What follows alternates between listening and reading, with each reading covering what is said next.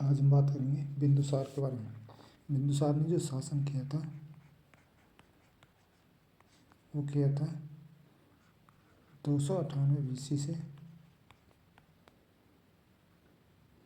273 BC तक। इनकी जो माता थी वो थी दुर्धरा। माता कौन थी? माता थी दुर्धरा। और इन्हें जो उपाधि दी गई थी वो दी गई थी, उपाधि किसकी दी गई थी? अमित्रघात की। अमित्रघात, इसका मतलब क्या होता है? वो होता है शत्रु विनाश, शत्रु को विनाश करने वाला, शत्रु विनाशक। इसका मतलब होता है शत्रुओं का नाश करने वाला। और ये कौन सा धर्म मानते थे? ये धर्म मानते थे आजीवक संप्रदाय का। आजीवक संप्रदाय का संप्रदाय। और जो इनके जो अन्य नाम है उनके जो थे ये सिंगसेन के नाम से जाने जाते थे। सिंगसेन किसके अंश? जो जैन धर्म है, जैन धर्म में इनको अन्य नाम जो पुकारते थे वो सिंगसेन था। जैन धर्म के अनुसार जैन ग्रंथ में सिंगसेन कहते थे। और वायु पुराण में क्या कहते थे इनको? भद्रसार वारिसार, भद्रसार वारिसार। और इनको 16 राज्यों का विजेता कहा जाता था। 16 राज्यों का विजेता। ये किसने कहा था? ये कहा था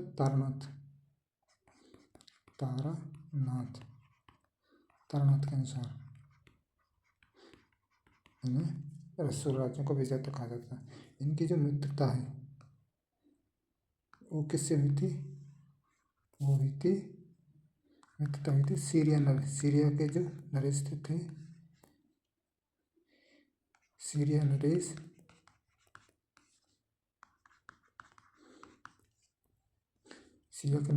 किससे हुई थी? अंतियोकस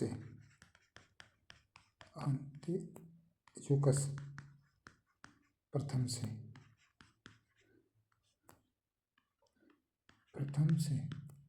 जो ये थे अंतियोकस प्रथम। इन्होंने जो बिंदुसार है उसके लिए क्या भेजे थे? वो भेजे थे ड्राई फ्रूट और मदिरा। ड्राई फ्रूट्स और क्या भेजा था? मदिरा मतलब शराब। और ये किसके राजदूत थे? ये राजदूत थे डायमेकस। इनका जो राजदूत था वो था डायमेकस। अब बात करेंगे अशोक के बारे में। अशोक ने जो शासन किया था वो किया था 273 BC से 232 BC तक। इनकी जो प्रिय पत्नी थी वो कौन सी थी? प्रिय पत्नी कौन थी? वो थे कारुवाकी। उनके पिता कौन थे? पिता थे बिंदुसार।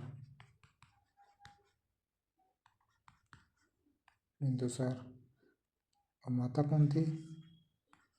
माता थे सुभद्रांगी।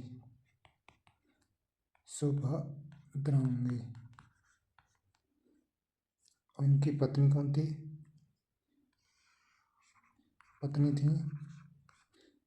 एक पत्नी और थी, वो थी देवी। जिनके 2 पुत्र थे, एक पुत्र एक पुत्री थी। पुत्र का नाम क्या था? महेंद्र। और पुत्री का नाम था संघमित्रा। जो सबसे प्रिय पत्नी थी वो थी कारुवाकी। और जो देवी पत्नी थी, इनके एक पुत्र था, एक पुत्री थी। उसका पुत्र का नाम महेंद्र था और पुत्री का नाम था संघमित्रा। ये महेंद्र और संघमित्रा थी। इन्होंने प्रचार के लिए श्रीलंका भेजा था, धर्म के प्रचार के लिए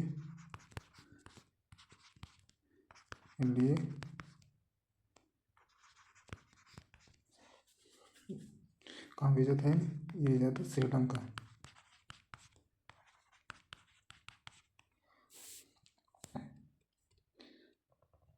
जो अशोक है, इसने किसकी स्थापना की थी? वो की थी श्रीनगर की। श्रीनगर की स्थापना किसने की थी? वो की थी अशोक ने। इसकी जो जानकारी है श्रीनगर की, वो कहाँ से मिलती है? जानकारी मिलती है, ये मिलती है राजतरंगिणी से। राजतरंगिणी से। इसके लेखक कौन है राजतरंगिणी के? वो है कल्हण।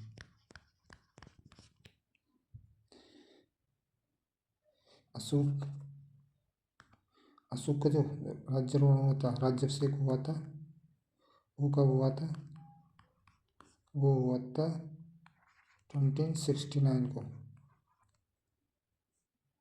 269 BC को। और इन्होंने जो कलिंग पर आक्रमण किया था, वो कब किया था? कलिंग पर आक्रमण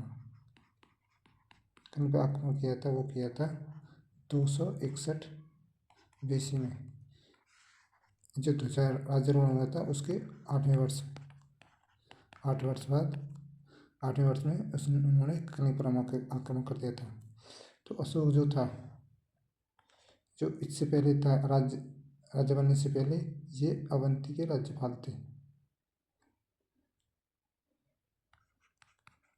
राजा बनने से पहले ये अवंती के राज्यपाल थे। अवंती के राज्यपाल थे। जब ये राजा बने तो इन्होंने कलिंग की जो राजधानी है वो किसको बनाया था? वो बनाया था तोसली को। राजधानी किसको बनाया था? बनाया तोसली को।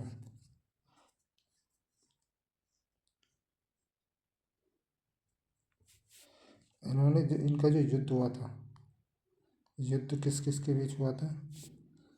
ये जो कलिंग का जो युद्ध हुआ था, जिसमें लगभग 1 लाख सैनिक और 1.5 लाख सैनिक घायल हुए थे। तो ये कलिंग युद्ध है, वो किस किस के मध्य हुआ था? वो हुआ था खारवेल या नंदराज बोल सकते हैं, नंदराज प्लस किसके बीच में? अशोक के बीच में। इसमें क्या हुआ था? इसमें 1 लाख सैनिक मारे गए थे।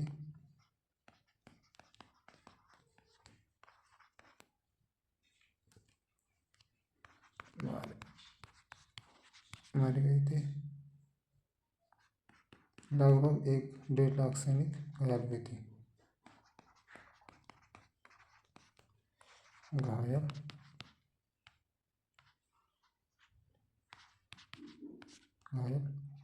हो गए थे।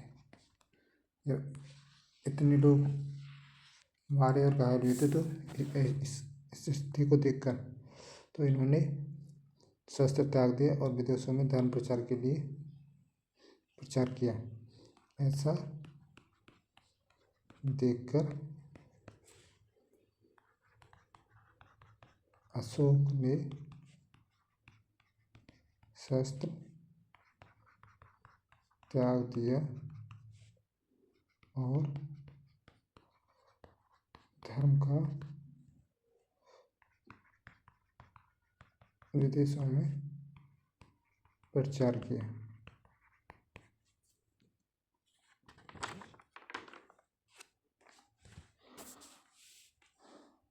जो अशोक है, इसको शिलालेखों का जन्म भी माना जाता है, जो शिलालेखों का जनक माना जाता है वो किसको माना जाता है?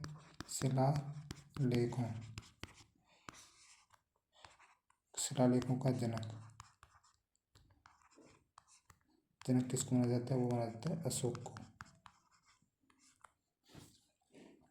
जो इनके अन्य नाम हैं, बात करेंगे इनके अन्य नाम और उपाधियाँ जिनसे इनको पुकारा जाता था।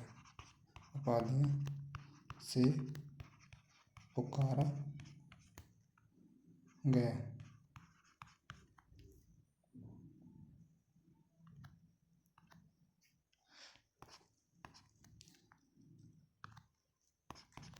अशोकवर्धन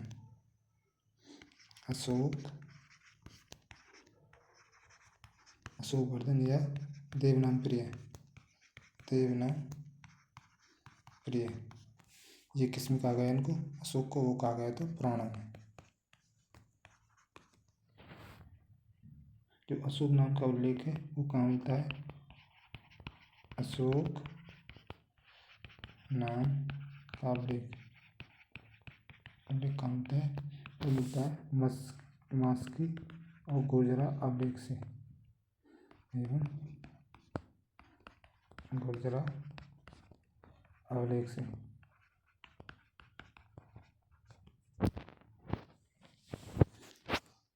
अशोक का जो नाम है उसको अशोक मौर्य कहा गया है। ये कहा गया है जूनागढ़ अभिलेख में, जो रुद्रदाम ने लिखवाया था। अशोक को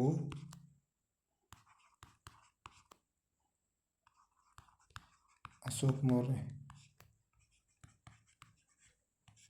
कहाँ कहा गया था? वो कहा गया जूनागढ़ अभिलेख में।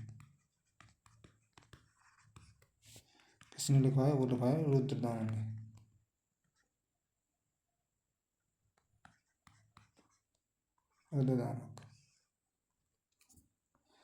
बात करेंगे अभिलेखों के बारे में।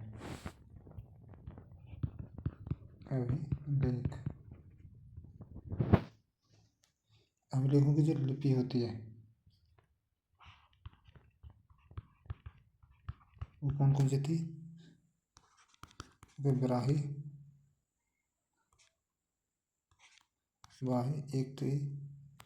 एक थी खरोष्ठी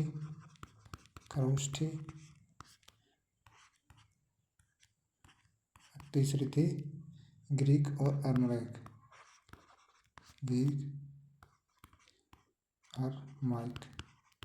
अभिलेख की जो लिपि थी वो ये थी।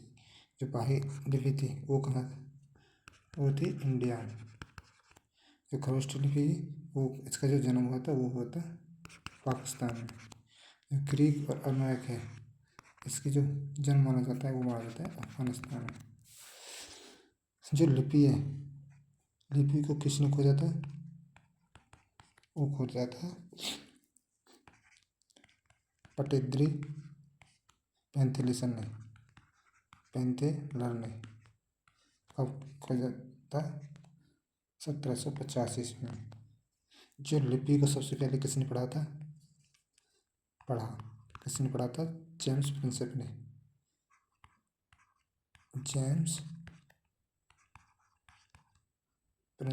ने। कब पढ़ा था? 1837 में। जो अभिलेख हैं, अभिलेखों में इनमें शिलालेख जो शिलाओं पर जो लेख लिखे गए वो हैं 14। और अब जो स्तंभों पर लेख लिखे गए वो हैं 7।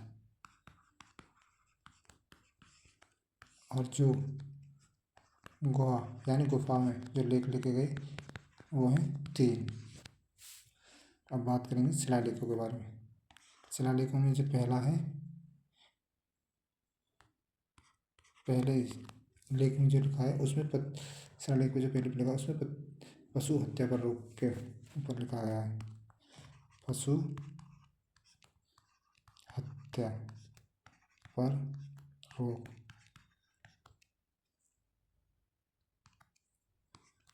जो सेकंड शिलालेख है उसमें मनुष्य एवं पशु की चिकित्सा प्रबंध के बारे में लिखा गया है। सेकंड शिलालेख में क्या लिखा है? मनुष्य एवं पशु की चिकित्सा प्रबंध। अब जो 11वां लेख है, 11वें पे क्या लिखा है? धम्म नीति की व्याख्या के बारे में।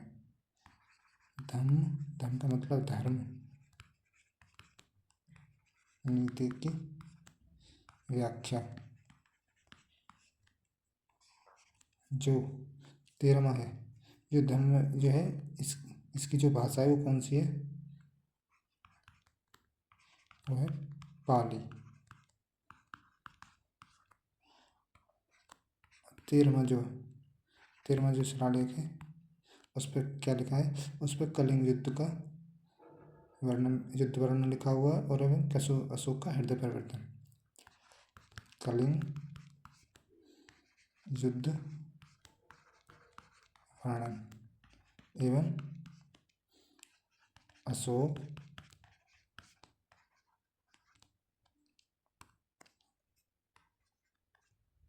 हृदय परिवर्तन।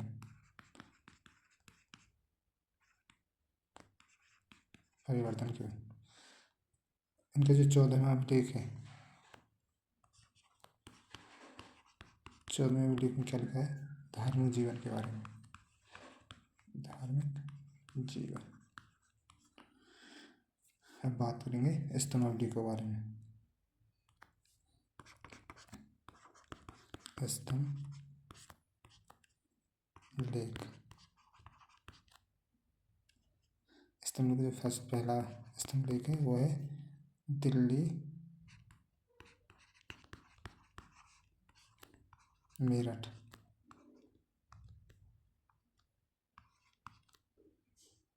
स्तंभ लेख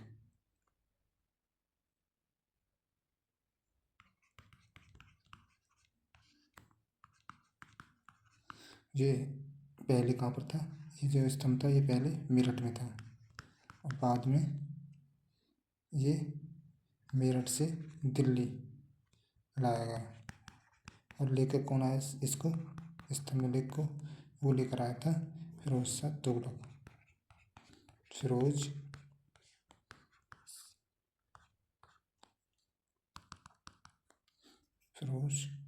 तुगलक। फिरोज तुगलक द्वारा इसको मेरठ से दिल्ली लाया गया।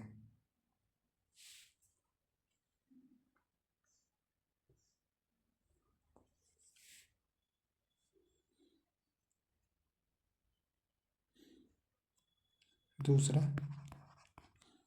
वो है दिल्ली टोपरा स्तंभ लेख। ये पहले टोपरा में था। टोपरा कहाँ पड़ता है? ये पड़ता है हरियाणा और बाद में टोपरा से इसे भी दिल्ली लाया गया।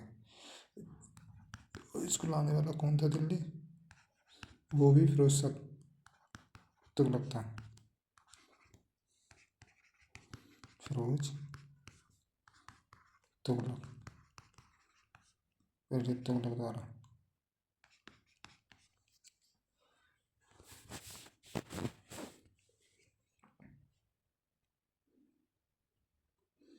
नंबर 3 थर्ड स्तंभ लेख कौन सा है?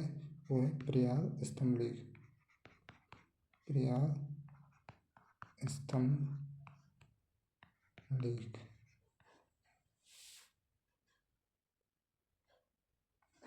ये पहले कौशाम्बी में था। पहले कहाँ था? कौशाम्बी में था। इसको कौशाम्बी से प्रयाग कौन लेके आया था? वो लेके आया था अकबर। जो ये कौशाम्बी अभिलेख था इसको क्या बोलते थे? इसको रानी का अभिलेख बोलते थे। इसे रानी का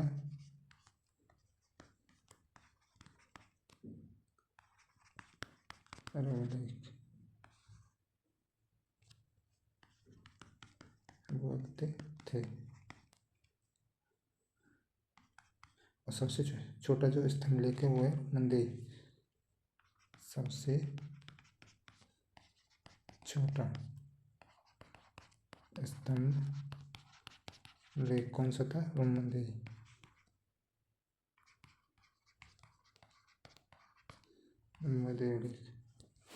बात करते हैं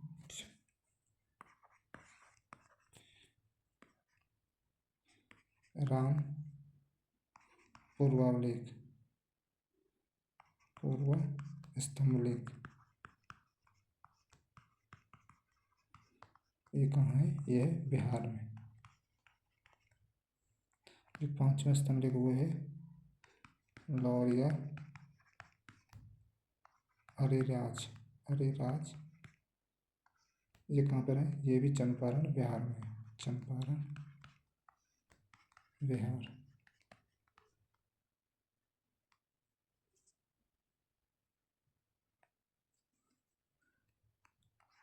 छठा यह लौरिया नंदनगढ़। नंदनगढ़ ये कहाँ है? ये भी चंपारण बिहार में है।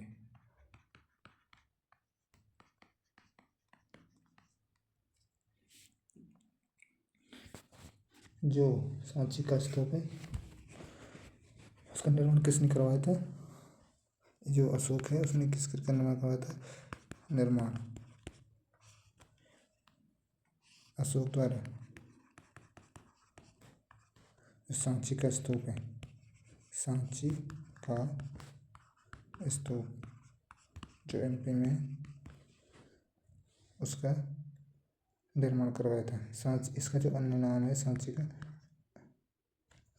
वो है, अन्य नाम क्या है? चैत्य या चैत्यगिरी। अन्य नाम क्या है उसका? चैत्य या चैत्यगिरी।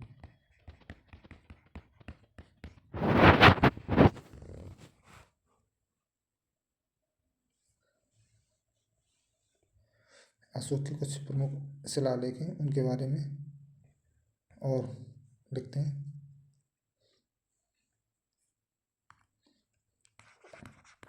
अशोक के प्रमुख शिलालेख एक है कालसी। ये कहाँ पर है? ये है देहरादून में।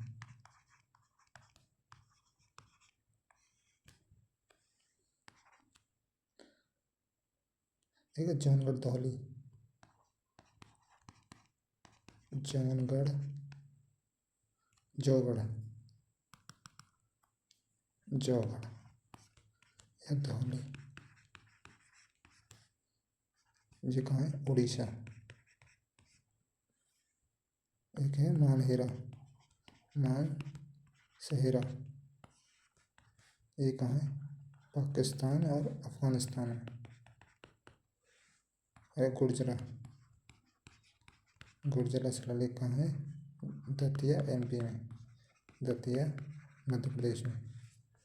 एक है भाब्रू। भाब्रू ये कहाँ है? जयपुर। एक है गिसार। गिसार कहाँ है? गुजरात में। एक है सोपरा। सोपरा कहाँ है? सोपारा यह है महाराष्ट्र में।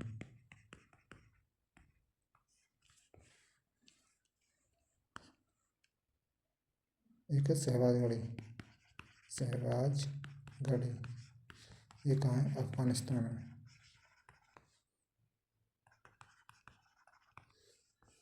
जो अशोक के बाद उत्तरधारी थे वो कौन थे? अशोक के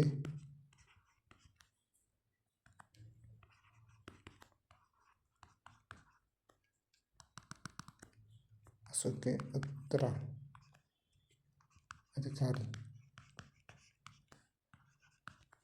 वो थे कुणाल कुणाल के बाद कौन थे? दशरथ।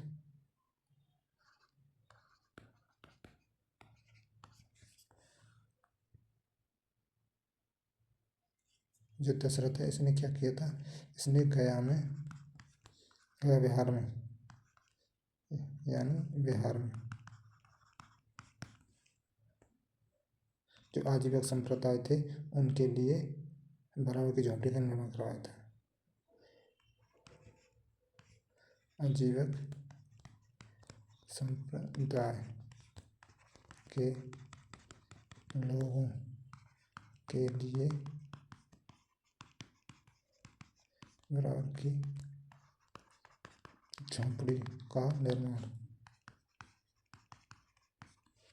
जो मौर्य वंश का अंतिम शासक कौन था?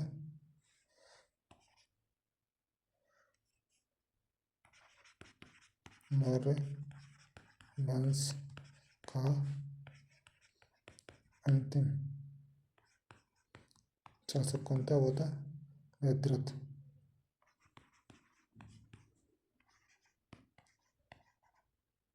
वेदरथ।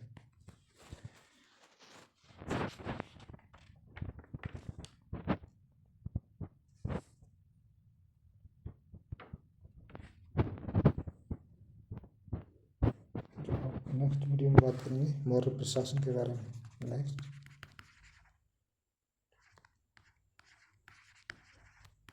क्या बात करेंगे? मौर्य प्रशासन के बारे में। मौर्य का प्रशासन कैसा था? तो मिलते हैं नेक्स्ट वीडियो में।